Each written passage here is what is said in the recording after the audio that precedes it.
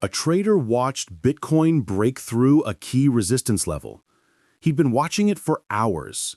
He had a plan to enter on the retest. Clean setup, low risk, high probability.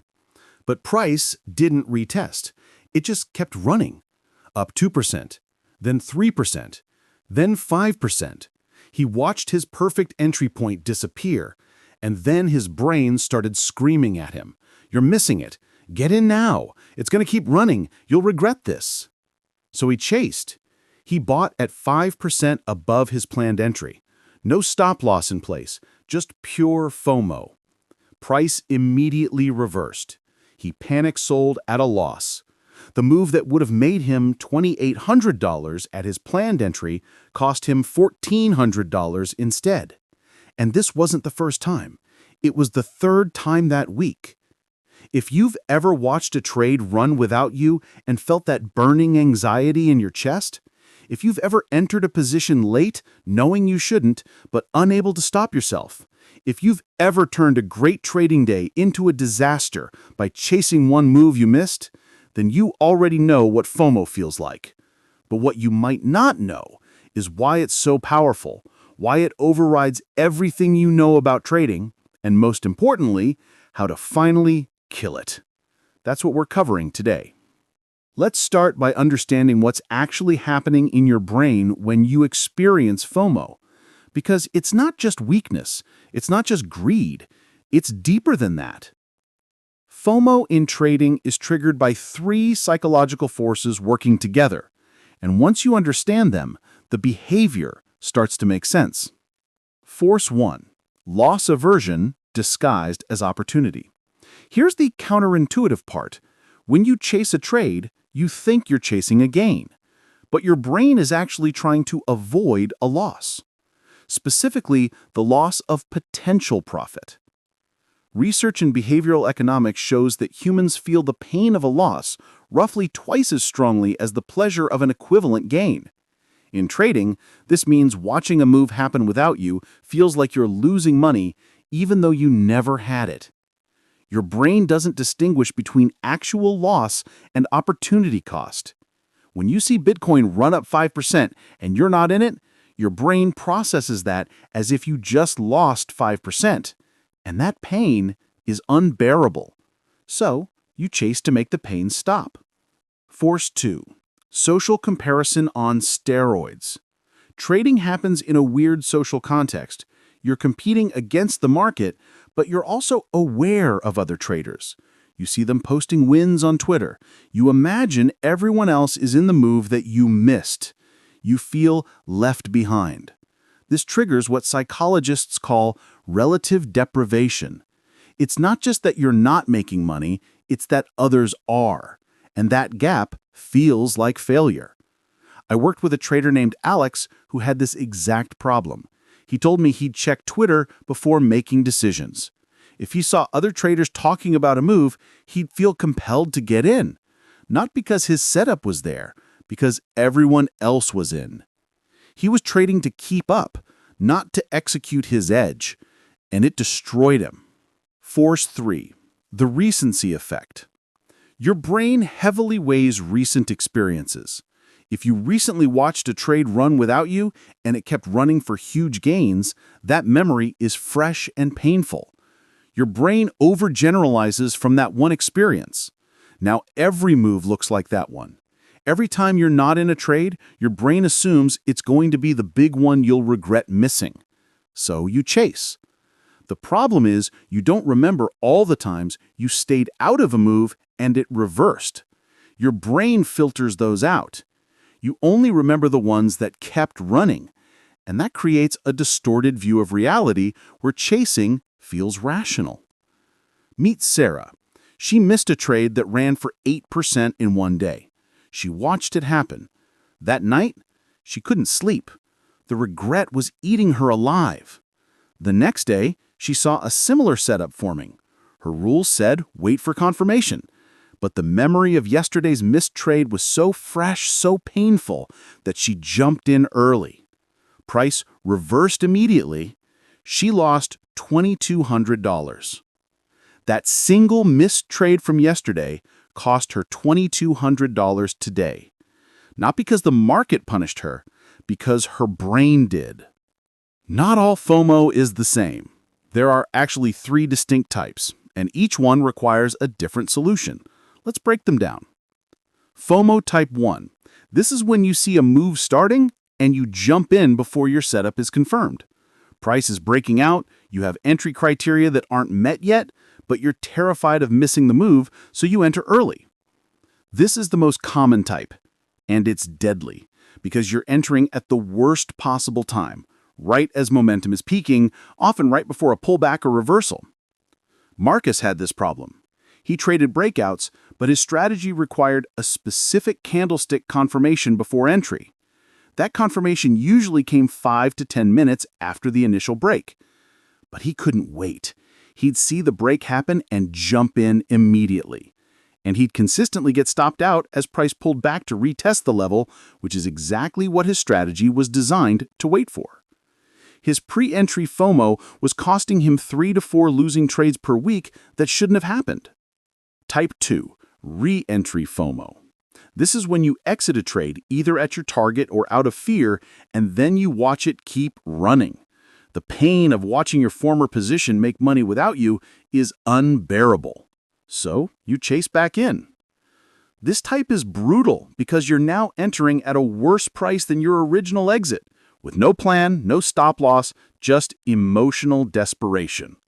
Jennifer did this constantly. She'd take profits at her target, which was the right move, but then she'd watch the trade continue and she'd convince herself she made a mistake. She'd re-enter, usually near the top, and then write it back down. She was taking winning trades and turning them into losers by chasing them after she had already exited properly. Type 3, comparison FOMO. This is when you're not even watching a specific setup. You're just aware that something is moving somewhere, and you're not in it. Maybe you see crypto pumping. Maybe you see a stock gapping up. You don't have a setup, you don't have a plan. You just have the nagging feeling that you should be in something. So you force a trade, any trade, just to be in the game.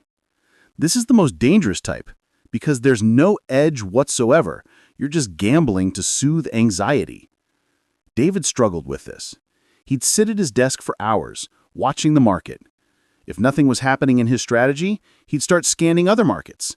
Maybe I should trade oil today. Maybe I should look at small caps.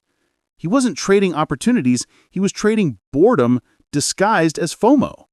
Let's talk about what FOMO actually costs you. Because it's not just the individual losing trades, it's much worse than that. Cost 1. You enter at the worst price. When you chase, you're entering after the move has already happened. You're buying strength, which sounds good, but you're buying it at the peak of momentum.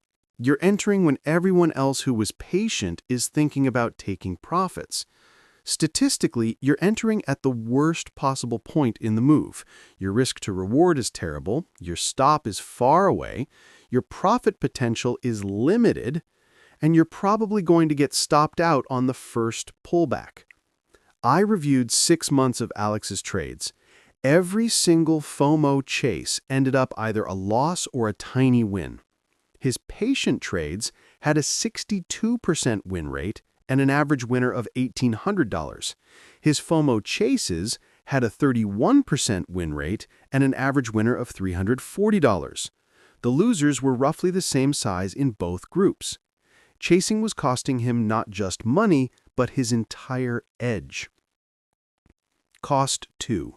You destroy your risk management. When you chase out of FOMO, you're not calculating risk properly. You're not placing stops logically. You're just desperate to be in the trade. So you either skip the stop entirely, or you place it so far away that your risk is way beyond your normal parameters. Now you're risking 3 to 5% on a trade that was never part of your plan. One losing FOMO trade can wipe out a week of disciplined gains. Cost 3, you create a vicious cycle. Here's the worst part. When you chase a trade and it goes against you, you've now created regret in two directions. You regret missing the initial entry, and you regret chasing. Your brain is overloaded with emotional pain. So what does it do? It looks for relief. And the fastest relief is another trade. So you force another entry and another, and you're now in a downward spiral of emotional trading.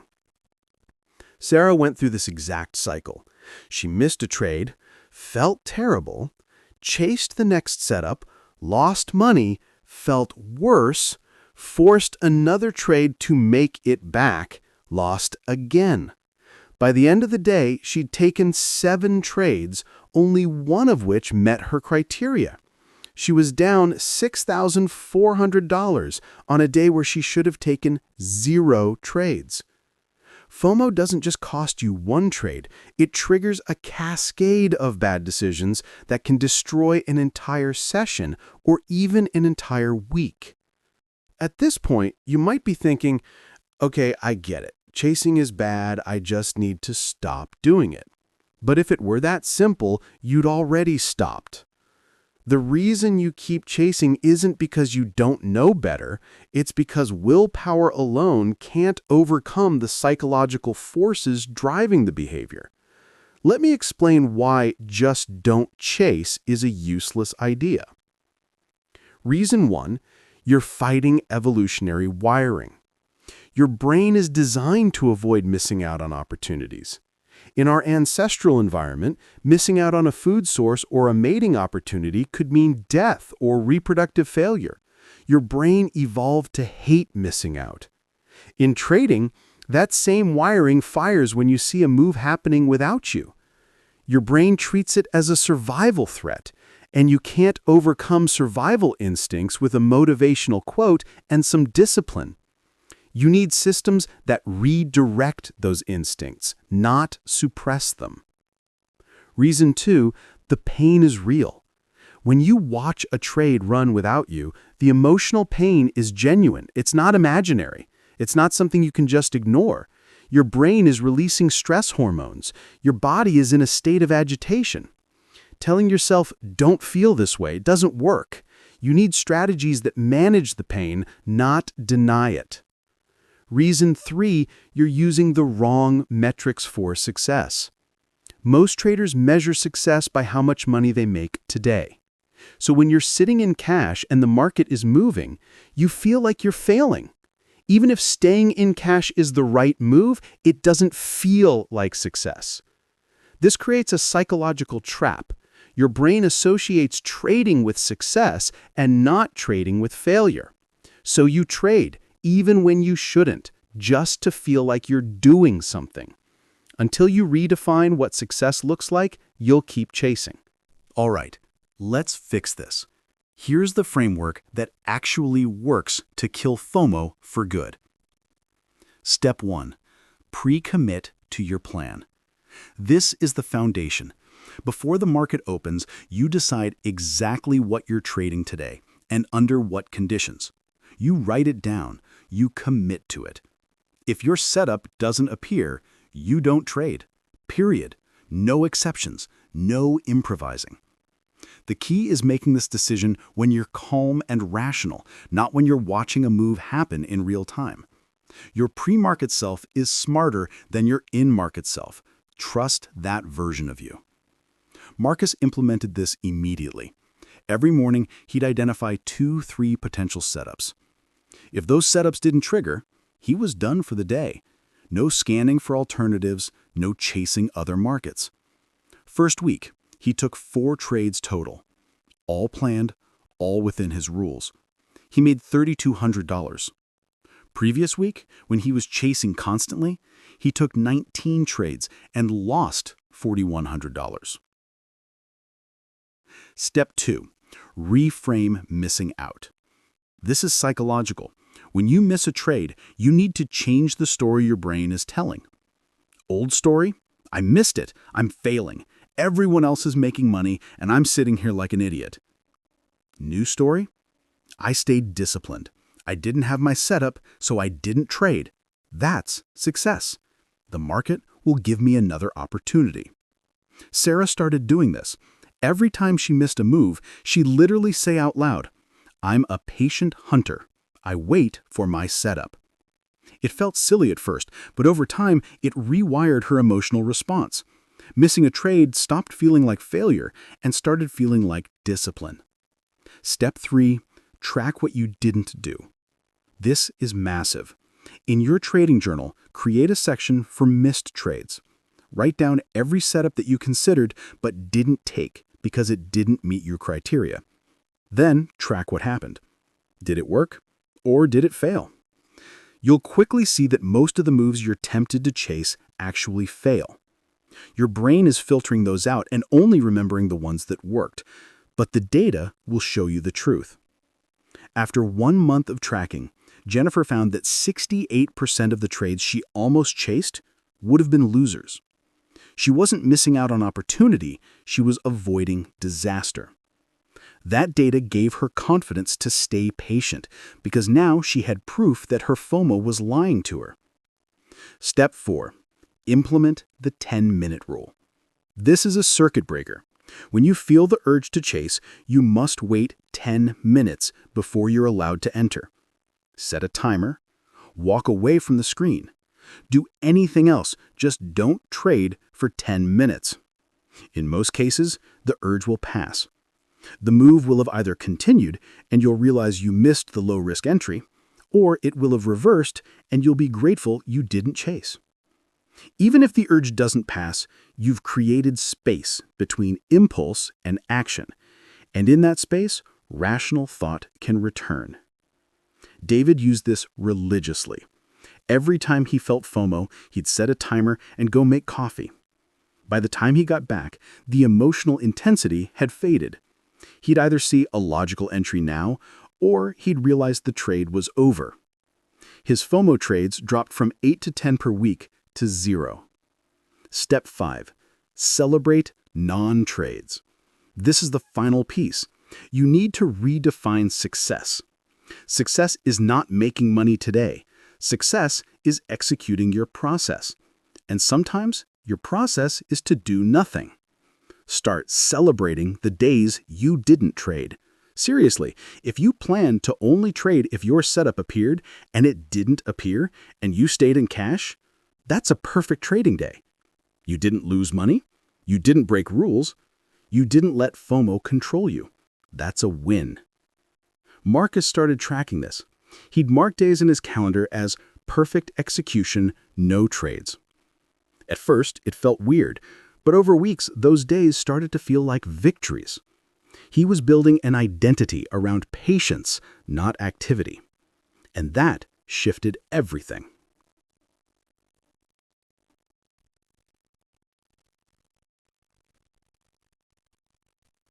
Let me leave you with one final thought. The market is not running away from you. It's not going anywhere.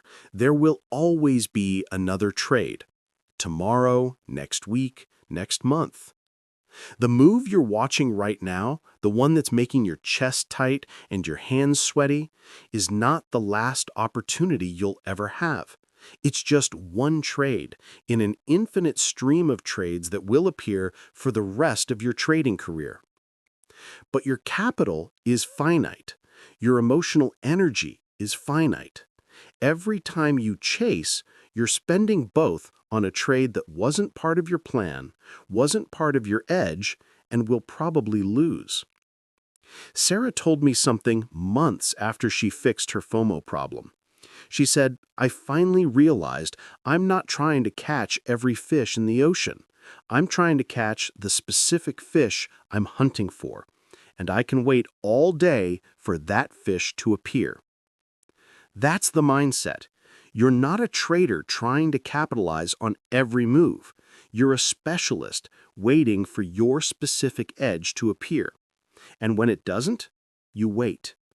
FOMO tells you that waiting is losing, but waiting is not losing. Chasing is losing. Forcing trades is losing. Breaking your rules is losing. Waiting is just part of the process. And the traders who master waiting are the ones who survive long enough to thrive. Stop chasing every move. Start waiting for your move. That's how you finally beat FOMO.